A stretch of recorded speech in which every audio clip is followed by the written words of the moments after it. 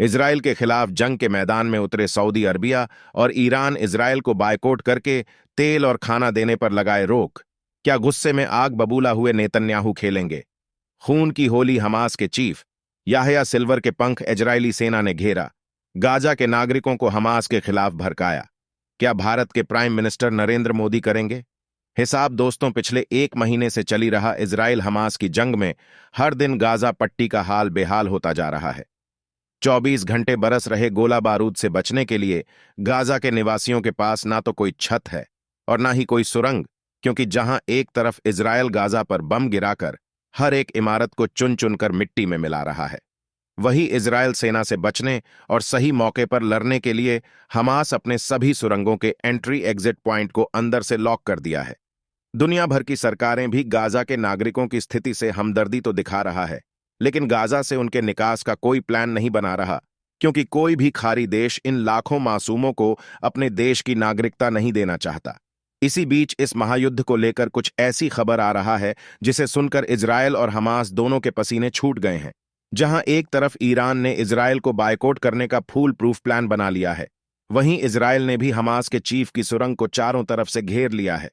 आखिर हमास के महाबली को मार गिराने के लिए सुरंग में कैसे घुसेंगे इजराइल के नेबले? क्या गाजा में पुलिस्टिनी नागरिकों को बचाएगा भारत? और कैसे ईरान बरा रहा है इजराइल के टेंशन जानने के लिए पूरा वीडियो देखें। दोस्तों, इस वक्त इजराइल की सेना भूखे भेड़ियों की तरह हमास का शिकार करने के लिए गाजा पर टूट पड़ी है और करीब 3 लाख सैनिक गाजा के अंदर घुसते हुए इसकी बॉर्डर को छोटा करते जा रहे हैं ताकि हमास के लड़ाके सेंटर तक पहुंच जाए, जहां उन्हें घेरना आसान हो जाए।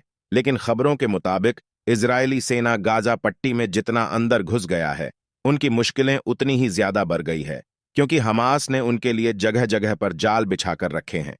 जहां एक तरफ सुरंगों के दरवाजे पर काफी खतरनाक बम लगाए गए हैं जिन्हें खुलते ही बड़ा ब्लास्ट हो रहा है, वहीं पूरे गाजा में हजारों लैंडमाइंस बिछाई गई है जो इजरायली सेना के कई जवानों के चीथड़े उड़ा दिया है। इसके अलावा हमास के लड़ाके अपनी सुरंगों से निकलकर इजरायली सेना के कई टुकड़ियों को चारों तरफ से घेर रहे हैं और एंटी टैंक मिसाइल से उनके टैंक तबाह कर रहे हैं। वही इजरायल के भड़के हुए सैनिक भी एयर प्लस ग्राउंड ऑपरेशन करके हमास के कई अड्डे को तबाह कर चुके, यानी आमने सामने के संग में रोजाना दोनों तरफ से कई जाने जा रही हैं और काफी तबाही मच रहा है। और अब इजरायल इस चुनौती को किस तरह से निपटेगा, ये सब कुछ आज हम आपको इस वीडियो में बताने वाले हैं, इसलिए वीडियो के अंत तक जरूर बने रहे। इससे पहले अगर आप मेरे चैनल को सब्सक्राइब नहीं किए हैं तो प्लीज मेरे चैनल को सब्सक्राइब कर दे और बेल आइकॉन को ऑल पर सेलेक्ट कर दे, ताकि इजराइल हमास और गाजा युद्ध की इसी तरह से आपको नई अपडेट की जानकारी मिलता रहे। चलिए दोस्तों, हम अपने टॉपिक पर आते हैं।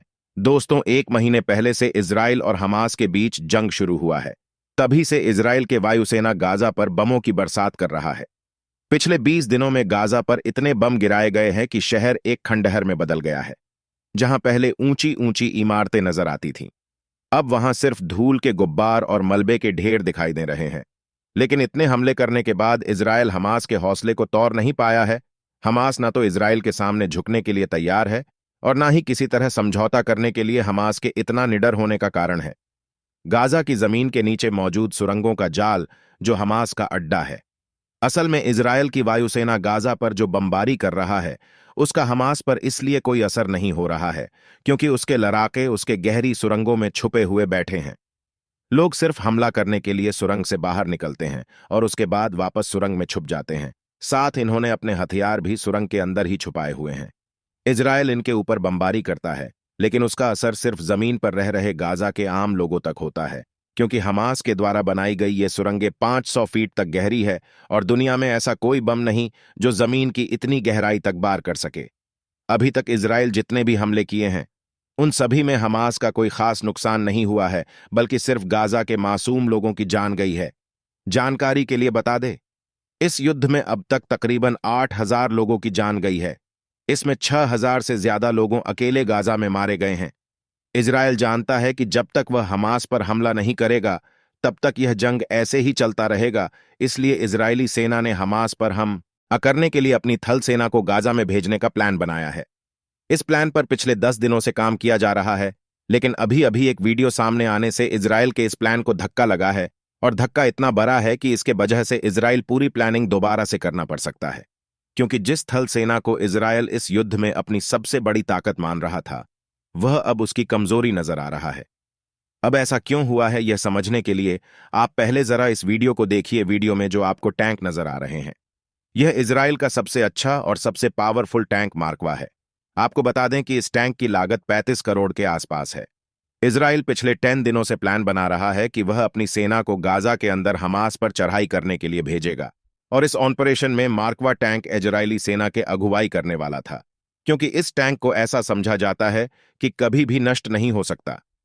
हमास द्वारा जारी की गई वीडियो ने इस सोच को पूरी तरह से बदल कर रख दिया है, और यह वीडियो देखकर इजरायली प्रधानमंत्री बिन्यामिन नेतन्याहू की चिंता 7वें आसमान पर पहुंच गया है। वीडियो में आप देख सकते हैं कि मार्कवा टैंक को किस तरह सिर्फ एक मामूली से ड्रोन की मदद से नष्ट किया जा रहा है। असल में यह एक गॉड कॉप्टर ड्रोन है, जिस पर एंटी टैंक रॉकेट को लटकाया हुआ है। यह ड्रोन पहले अपना निशाना साधने के लिए टैंक के ठीक ऊपर आता है, और फिर इस पर आरबीजी रॉकेट प्रोपेल्ड ग्रेनेड को टैंक के आगे वाले हिस्से में गिरा देता है। इस तरह चंद सेकंड में इजराइल का यह मजबूत और ताकतवर टैंक बर्बाद हो जाता है। यह वीडियो हमास के द्वारा जारी की गई है, जिसे देखकर बेंजामिन नेतन्याहू बहुत ज्यादा परेशान है, क्योंकि जिस मार्कवा टैंक के बलबूते वह हमास पर चढ़ाई करने का प्लान बना रहे हैं, अब मुश्किल से दिखाई दे रहा है। असल में दोस्तों, जंग के दौरान जब किसी शहर पर चढ़ाई करनी होती है तो उसमें 3 चीजें सबसे अहम होती हैं। पहली, यह पैदल सेना, दूसरी बख्तरबंद हथियार यानी टैंक और मिलिट्री व्हीकल्स, और तीसरी है तोप खाना है, यानी गोला बारूद से भरी टोपे। अब इजराइल के पास यह तीनों चीजें मौजूद हैं, लेकिन जो इनकी सबसे अहम और सबसे मजबूत कड़ी थी, यानी मार्कवा टैंक, उसी को हमास ने अपना निशाना बना लिया है, और इजराइल को यह साफ साफ दिखा दिया है कि उनके लिए इस टैंक को तबाह करना कोई बड़ी बात नहीं है। इस वीडियो को जारी करके हमास पूरी दुनिया को यह संदेश देना चाहता है कि जिस मार्कवा टैंक पर इजराइल इतना बोलता है, वह उनके सामने कुछ भी नहीं है। और कहीं ना कहीं हमास इस मैसेज को दुनिया तक पहुंचाने में कामयाब भी हुआ है, क्योंकि जिस आसानी से उसने मार्कवा टैंक के परखच्चे उड़ाकर दिखाए हैं, वह वाकई साबित करता है कि हमास इतना कमजोर नहीं है जितना इजराइल हमेशा से समझते आया है। और इजराइल के लिए दिक्कत सिर्फ हमास से नहीं, बल्कि हिजबुल्लाह भी है, क्योंकि वह भी इन टैंक को बर्बाद करने की पूरी तैयारी कर चुका है। दरअसल इजरायली टैंक को निशाना बनाने के लिए हिजबुल्लाह 3 अलग अलग तरह के एंटी टैंक मिसाइलों का इस्तेमाल करने वाला है। इसमें पहली कोरनेट, जिसका रेंज 5 किलोमीटर है, यानी इस मिसाइल की मदद से हिजबुल्लाह के लड़ाके 5 किलोमीटर दूर से इजराइल के टैंक को बर्बाद कर सकते हैं।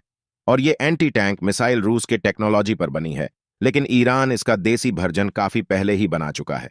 हिजबुल्लाह की दूसरी एंटी टैंक मिसाइल का नाम है BGM-71 टाओ, जिसके रेंज 3.5 किलोमीटर है।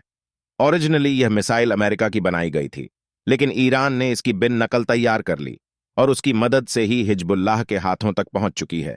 इसके बाद तीसरी एंटी टैंक मिसाइल का नाम है AT-5 कॉर्नकुस, लेकिन ईरान में इसकी हूबहू नकल मौजूद है, और इसी का इस्तेमाल हिजबुल्लाह के लड़ाके इजराइल के खिलाफ करने वाले हैं। इस तरह हमास और हिजबुल्लाह दोनों इजराइल के मार्कवा टैंक को तबाह करने का प्लान बना रहे हैं। हालांकि खतरनाक हथियारों के साथ मार्कवा टैंक को नष्ट करना इनके लिए काफी आसान नहीं होगा, क्योंकि इस टैंक में ट्रॉफी नाम की बेहद एडवांस डिफेंस सिस्टम लगा हुआ है, जिसके कि इन टैंकों को किसी भी तरह के हमले से बचाने में सक्षम है।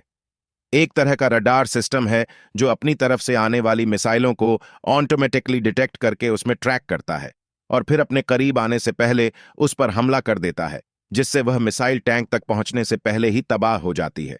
लेकिन हमास और हिजबुल्लाह के पास उसका भी दूर है। वह मार्कवा टैंक पर ही नहीं, बल्कि एक साथ 2 मिसाइलों से हमला करने का प्लान बना रहे हैं। ऐसा इसलिए क्योंकि मार्कवा टैंक सिस्टमिक मिसाइल को ढेर करने के बाद दूसरे हमले के लिए तैयार होने में कुछ सेकंड का समय लगाता है, और यही चंद सेकंड से बर्बाद करने के लिए काफी है। इसे एक तरह से इस टैंक का कमजोरी कह सकते हैं, जिसे हमास और हिजबुल्लाह दोनों ने पकड़ लिया है। इजराइल के लीडर और उनकी सेना के कमांडर इस बात को बहुत अच्छी तरह से समझते हैं कि उनका मार्कवा टैंक शायद इस जंग में अब इतना प्रभावी नहीं होगा जितना उन्होंने सोचा था।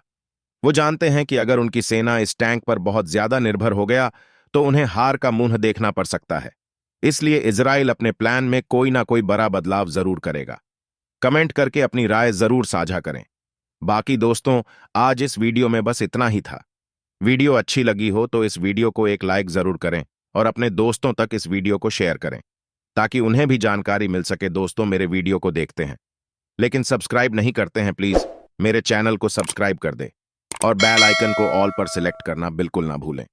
दोस्तों वीडियो को पूरा देखने के लिए बहुत बहुत धन्यवाद आपको।